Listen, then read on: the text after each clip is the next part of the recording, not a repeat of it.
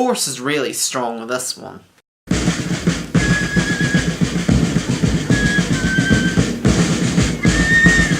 Hi, I'm Danny Quinn, and welcome to the latest episode of First Impressions.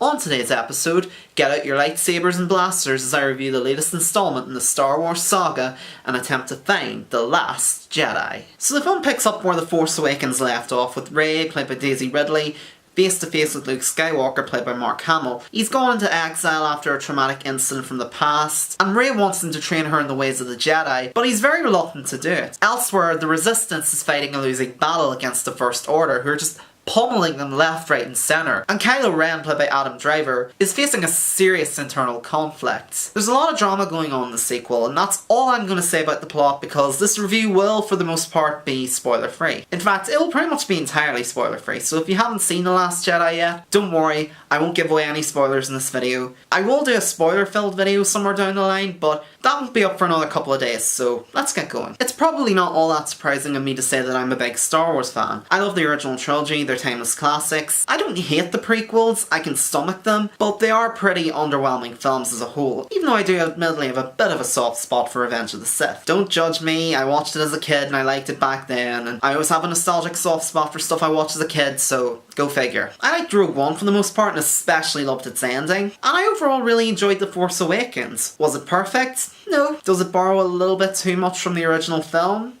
Maybe. Is it entertaining? Yeah. Did I enjoy the new characters introduced and did I want to see more of them in future films? You betcha. So with the new foundation laid out in The Force Awakens, I was definitely intrigued to see where they would take the story in future films. And I wasn't exactly disappointed. Star Wars The Last Jedi is yet another brilliant addition to the Star Wars saga. It's a very different beast from The Force Awakens, whereas J.J. Abrams was a good fit for that film, as the Spielberg-esque sensibilities really did help us remind why we loved Star Wars in the first place. Rian Johnson brings a very different style to The Last Jedi, in that it's not full of callbacks and references to The Empire Strikes Back, for instance. Granted, it does borrow a little bit from that film. The much darker tone that sees our heroes being relentlessly pursued by the villains. Rey and Luke's relationship is a little bit reminiscent of Luke and Yoda's relationship in that film. There's a big battle involving those big AT-AT walkers on an ice planet. And there are also a few story references to Return of the Jedi, but that's about it as far as callbacks and homages go. Johnson's directing is very solid. He brings a lot of energy and intensity to the film. The action scenes are very well filmed and edited, and laced with a surprising amount of tension. There's a sequence early on involving a bomb that did genuinely have me on the edge of my seat. And the filmmaking throughout is top notch. The score is fantastic, the visual effects are stunning, and the visuals are amazing. It looks absolutely gorgeous. Granted, that's kind of a given for a Star Wars film, but it really is the case with this film. The visuals in this film are astounding. It's one of the best looking Star Wars films to date. I know I tend to gush over the visuals of a movie quite a lot, but I don't know what else to say. I like pretty visuals, and this year has had some really beautiful looking movies. It also helps that Johnson is a fantastic storyteller. He does a great job of continuing the Star Wars story and picking up where The Force Awakens left off. Even during the action scenes, there's a high sense of drama and a strong emotional core, and I really like how the movie conveys the vulnerability of our heroes. You never feel like they're completely on top of things. The Resistance especially are just hammered to the point of desperation in this film. Their backs are up against the walls, they're short on allies, and they're pushed to make very desperate and very risky decisions, some of which don't always work. In fact, sometimes they actually make things worse. That's not to say that the movie's completely joyless or anything.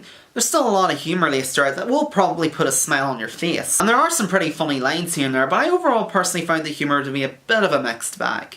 Some of it worked and some of it didn't. Some of the humour felt a little bit forced. Not episodes 1 or 2 levels of forced, but it does kind of clash with the more serious tone of the film. Not that I wanted a completely humorless, po-faced and dour film by any means. I just think there could have been a little bit more balance to the humour and drama. But I can kind of overlook the occasionally forced humour because the drama is just so strong in this outing. It works very well, and I think it's very well conveyed on screen. And the performances are all excellent. Mark Hamill is fantastic as Luke Skywalker. He really does a great job in this film, playing this very battered and emotionally shattered version of Luke Skywalker, the likes of which we haven't really seen before. And while I get the feeling that some might object to the way he's portrayed in this film, I personally didn't have any issue with it at all. And Carrie Fisher is phenomenal as Leia. I thought her appearance in The Force Awakens was one of the best things about that film. She really owns the role of Leia, and I honestly think she's better in this in The Force Awakens than she was in the original trilogy. But considering her unfortunate passing a year ago, It's sad knowing that this is more than likely going to be the last time that we ever see her play the role of Leia. The rest of the cast is exceptional too. Daisy Ridley still impresses in the role of Rey. John Boyega does a great job once again as Finn. Oscar Isaac is very solid as Poe. The three spend much of the movie apart, but this really allows their characters to shine, especially with the likes of Poe, who was kind of underutilised in The Force Awakens. He really gets his time to shine in this film. And the likes of Donald Gleeson, Benicio del Toro, Gwendolyn Christie, Lupita Nyong'o, Laura Dern, they're all fantastic too. But aside from Mark Hamill, I think the main standout in this film is probably Adam Driver as Kylo Ren. He's really good in The Force Awakens, but I think he's even better in this film. He really nails the role this time around. He's both equally sympathetic and terrifying at the same time. In fact, there's so much good to be found in this movie and so much that I liked about it that I'm honestly surprised at the hostile reaction it's been getting from certain fans. I mean, yeah, fans were kind of critical of The Force Awakens and Rogue One, but this is probably the most divisive Star Wars movie to date. And on top of that, it seems like a lot of the people that criticised The Force Awakens for being derivative are now criticising this film for being too different. What gives? To be fair, I can kind of understand where a lot of the criticisms against this movie are coming from, in particular with the way Luke is portrayed in this film. Some people have voiced issues with that, and I can see where they're coming from. I know some people have also criticised the film for how it resolves certain plot points that were unresolved in the previous film. Hell, I can even kind of agree with certain criticisms of this movie. It is a little bit long for one thing. At 152 minutes, it's the longest Star Wars film, and for the most part I don't mind that, but the pacing does kind of drag in places, and it almost gets to the point where it seems like the movie is wrapping up at a certain point, but there's still about 30 minutes of the movie left to go. And I was a little disappointed to see how certain characters from The Force Awakens were utilised, in particular Gwendolyn Christie's Captain Phasma, who's kind of underutilised and a bit wasted in that film, is once again just kind of discarded and not really taken advantage of. She's only in the movie for about 5 minutes, and that's it. And I was personally quite mixed on the depiction of Supreme Leader Snoke in this film. He looks pretty cool, and Andy Serkis is still great in the role, but this is something I'm currently of two minds on. And the film is considerably more downbeat than The Force Awakens. Again, it's not completely joyless or dour, but it's not as much of a crowd pleaser as that film was. It just doesn't quite generate the same level of euphoria or excitement. Comparing my experiences seeing both films, I was absolutely over the moon coming out of The Force Awakens. I was really excited, really ecstatic, really full of joy having just seen it on the big screen.